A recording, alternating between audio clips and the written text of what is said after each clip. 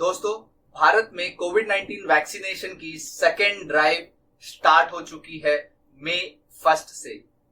अगर आप 18 साल या 18 साल की उम्र से ज्यादा के हैं तो अभी जाके अपनी कोविड 19 वैक्सीनेशन की रजिस्ट्रेशन कराए और अपने टर्न आने पर कोविड 19 की वैक्सीन जरूर ले। इसी बीच एक सवाल जो सबके मन में घूम रहा है वो ये है कि अगर आपको कोविड 19 की इन्फेक्शन हुई है तो क्या आपको कोरोना वायरस की वैक्सीन लेनी चाहिए या नहीं लेनी चाहिए। इसके अलावा अगर आपने अपना पहला डोज वैक्सीन का लिया है और उसके बाद अगर आपको कोविड 19 की इन्फेक्शन होती है तो क्या आपको सेकेंड डोज की वैक्सीन लेनी है या नहीं लेनी है, और अगर हाँ हमें सेकेंड डोज लेनी है तो कब लेना है हमें ये सेकेंड डोज। तो दोस्तों, आइए जानते हैं इस वीडियो में इन सभी सवालों का जवाब। हेलो दोस्तों, स्वागत है आप सबका मेरे इस चैनल डॉक्टर शिवम्स अकेडमी में। और अगर आप इस चैनल पर पहली बार आ रहे हैं तो मेरा नाम डॉक्टर शिवम है और मैं medical related videos, specially corona virus Covid 19 infection के रिलेटेड वीडियोस बनाता हूं। कोरोना वायरस से संक्रमित होने वालों की संख्या दिन ब दिन बढ़ते ही जा रही है। पिछले 24 घंटे में भारत में करीब 4 लाख से ज्यादा नए मामले दिखे हैं और इसके अलावा 4000 लोगों ने अपना दम तोड़ दिया है। दोस्तों, मेरे पिछले वीडियोस जो कोरोना वायरस के रिलेटेड है या कोविड 19 इन्फेक्शन के रिलेटेड है, इनमें बहुत सी ऐसी इंफॉर्मेशन है जो आपको जाननी चाहिए। तो अगर आपने उन वीडियोस को नहीं देखा है तो जरूर देखिएगा, क्योंकि उस पे मैंने आपको नए वेरिएंट, जो कोविड 19 की नई वेरिएंट है, उसके बारे में बहुत डिटेल में समझाया है। इसके अलावा जो बहुत ज्यादा इंपॉर्टेंट चीज है वो ये है कि आप कोविड 19 इन्फेक्शन से कैसे बचे, तो क्या है वो प्रिकॉशनरी मेथड्स। तो मैंने ऐसे 20 प्रिकॉशनरी मेथड्स रिसर्च करके अपनी रिसर्च से आपको इंफॉर्मेशन दिया है। और हाँ, कमिंग टू वैक्सीन, जब हम वैक्सीन की बात करते हैं तो भारत में 3 वैक्सीन है। तो इन 3 वैक्सीन, कोविशील्ड, कोवैक्सीन या स्पुतनिक वी, तो इन तीनों वैक्सीन में से कौन सी वैक्सीन हमारे लिए बेस्ट है, किस वैक्सीन की एफिकेसी बहुत ज्यादा है एंड साइड इफेक्ट्स कम है। तो दोस्तों, ये सब इंफॉर्मेशन मैंने अपनी पुरानी वीडियोस में आपको प्रदान की है। तो प्लीज मेक श्योर कि आप जाए और उन वीडियोस को जरूर देखें। मैं उन सभी वीडियोस का लिंक डिस्क्रिप्शन बॉक्स में भी दे दूंगा, सो आपको वीडियोस ढूंढने में ज्यादा परेशानी ना हो।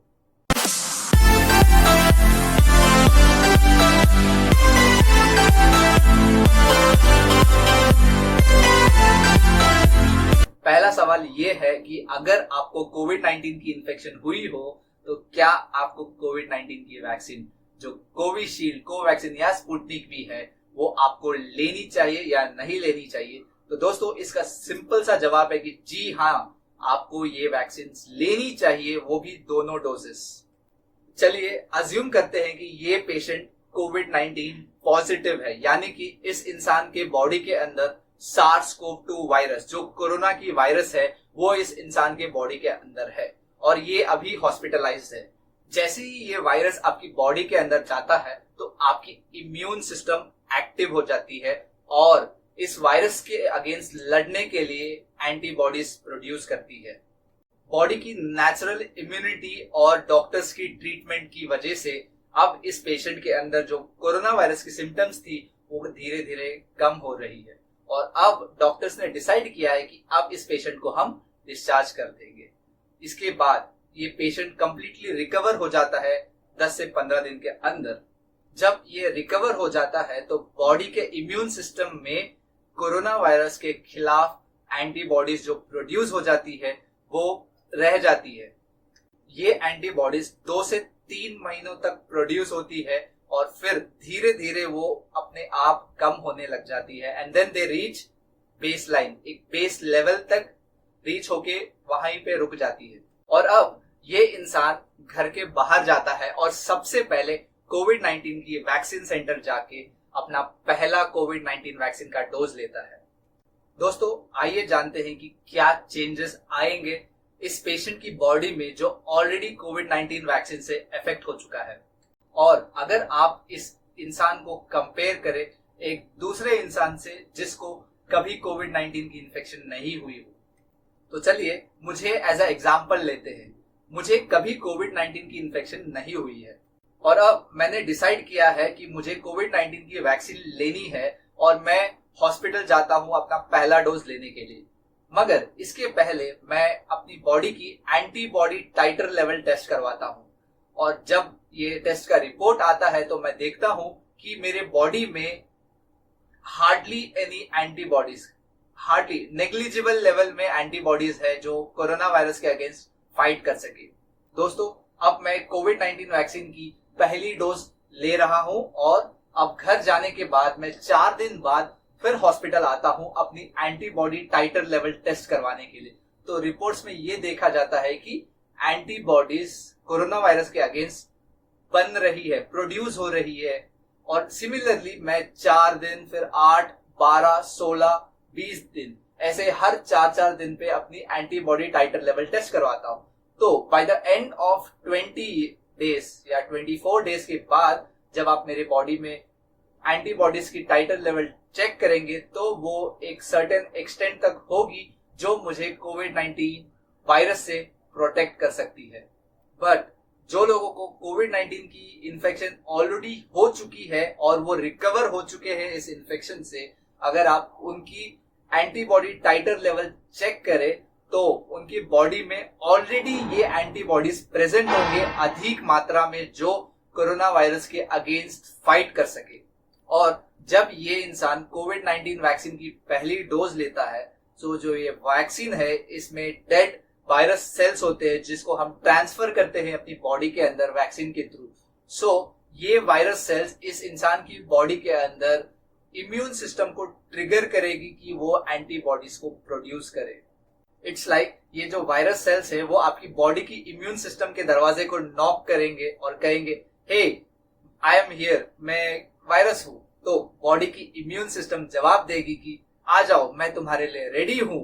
मेरे पास मेरी बॉडी के अंदर मेमोरी सेल्स है जो तुम्हें रिकॉग्नाइज करेगा, जो तुम्हें पहचानेगा और तुम्हारे अगेंस्ट एंटीबॉडीज को प्रोड्यूस करेगा जो सिर्फ तुमसे लड़ेगा ही नहीं बट तुम्हें खत्म भी कर देगा।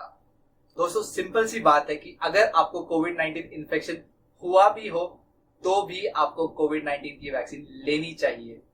कोविड 19 इन्फेक्शन होने के बाद आपकी बॉडी में जो एंटीबॉडीज की जो प्रोडक्शन होती है वो धीरे धीरे कुछ महीनों में कम हो जाती है और एक बेस लाइन तक पहुंच जाती है। इसलिए ये जरूरी है कि आप कोविड 19 की वैक्सीन ले। मगर अगर आपको कोविड 19 का इन्फेक्शन हुआ है तो आप इस वैक्सीन की जो डेट है उसको कुछ समय के लिए पोस्टपोन कर सकते हैं। गाइस, डॉक्टर्स और एक्सपर्ट्स का ये कहना है कि आपकी बॉडी में ये एंटीबॉडी करीब करीब 2 से 3 महीने तक रहता है, तो आप इस वैक्सीन को 90 डेज यानी कि 3 महीने के लिए पोस्टपोन कर सकते हैं। अब आते हैं दूसरे सवाल जो बहुत ज्यादा इंपॉर्टेंट है, वो ये है कि अगर आपने कोरोना वैक्सीन की पहली डोज ली है और उसके कुछ दिनों बाद अगर आपको कोरोना वायरस की इन्फेक्शन होती है तो क्या आपको सेकेंड डोज लेना चाहिए या नहीं लेना चाहिए।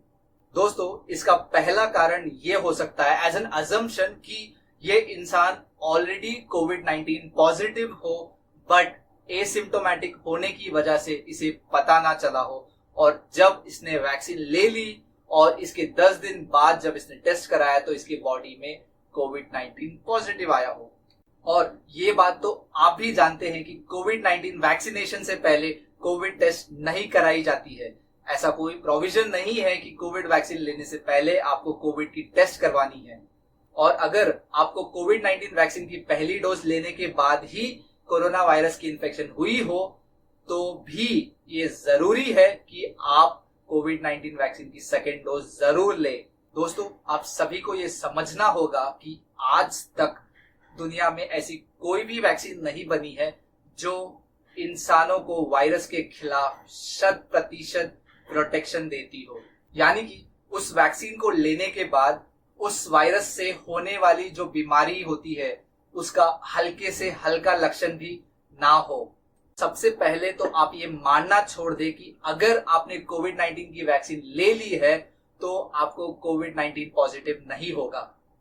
हमें यहाँ पे ये समझना होगा कि किसी भी वैक्सीन को बनाने का मूल उद्देश्य ये होता है कि उस वायरस से होने वाली गंभीर तकलीफ, हॉस्पिटलाइजेशन और मौत होने से लोगों को बचाया जा सके। कोरोना की आज उपलब्ध सभी वैक्सीन ये तीनों उद्देश्य बखूबी और लगभग 100% निभाती है। इसलिए जब भी वैक्सीन की 2 डोजेस लगाए हुए इंसान को अगर कोरोना वायरस संक्रमित होता है तो भी वो एसिम्प्टोमेटिक होगा, यानी कि बिना किसी लक्षणों वाला या हल्के फुल्के लक्षणों के साथ, जैसे कि सर्दी, बुखार या हेडेक, इतना ही होगा और उसको हॉस्पिटल जाने की जरूरत नहीं पड़ेगी या उसे मौत से जूझना नहीं पड़ेगा। कोरोना वायरस के म्यूटेशन हो जाने के कारण उसकी संक्रमित शक्ति बढ़ जाती है और इसके अलावा उसके जो सिम्टम्स होते हैं वो भी बदल जाते हैं, जिससे वैक्सीन लेने के बावजूद भी कोरोना वायरस होने के चांसेस बने रहते हैं। लेकिन यहाँ पर भी वैक्सीन काफी हद तक हमारा बचाव करता है। तो मेरी आप सभी से ये गुजारिश है कि इन बेतुकी बातों पे ज्यादा ध्यान ना दे कि वैक्सीन लेने से आपको कोरोना हो जाता है या वैक्सीन लेने के बाद आपको पीरियड्स में प्रॉब्लम हो जाएगा या फिर आपको फ्यूचर में बच्चे होने में तकलीफ होगी। ऐसी बेतुकी बातों पे ध्यान ना दे और बिना समय गवाए कोरोना वायरस की वैक्सीन को ले और अपने आप को सुरक्षित करें और तभी हम अपने भारत देश को कोरोना वायरस से मुक्त कर पाएंगे। दोस्तों, आज की वीडियो में बस इतना ही। आई होप आपको ये वीडियो पसंद आया हो, तो प्लीज इस वीडियो को शेयर कीजिए अपने दोस्तों को और अपने परिवार वालों को, ताकि उन्हें समझ में आ सके कि आपको ये कोविड-19 की वैक्सीन लेनी कितनी ज्यादा जरूरी है, चाहे आपको कोविड-19 की इन्फेक्शन हुई हो या नहीं हुई हो। वीडियो को अंत तक देखने के लिए आप सभी का धन्यवाद। अगर आपको ये वीडियो पसंद आया हो तो प्लीज लाइक बटन को क्लिक कर दीजिएगा। इसके अलावा अगर आपको कोई भी डाउट हो कोरोना वायरस को रिलेटेड या कोविड-19 वैक्सीन के रिलेटेड, तो आप अपने क्वेश्चंस मुझे कमेंट सेक्शन में लिख के भेज सकते हैं। मैं इन सभी कमेंट्स का पर्सनली आंसर करूंगा, आपको रिप्लाई करूंगा। अगर आपने मेरा चैनल डॉक्टर शिवम्स एकेडमी सब्सक्राइब नहीं किया है अभी तक, तो प्लीज जाके सब्सक्राइब कर लीजिएगा और हाँ, बेल आइकन को भी प्रेस कर दीजिएगा, जिससे आपको मेरे अपकमिंग वीडियोस, मेरे न्यू वीडियोस की नोटिफिकेशन सबसे पहले मिल जाए। तब तक के लिए अपना और अपने परिवार का ध्यान रखिएगा। Thank you guys.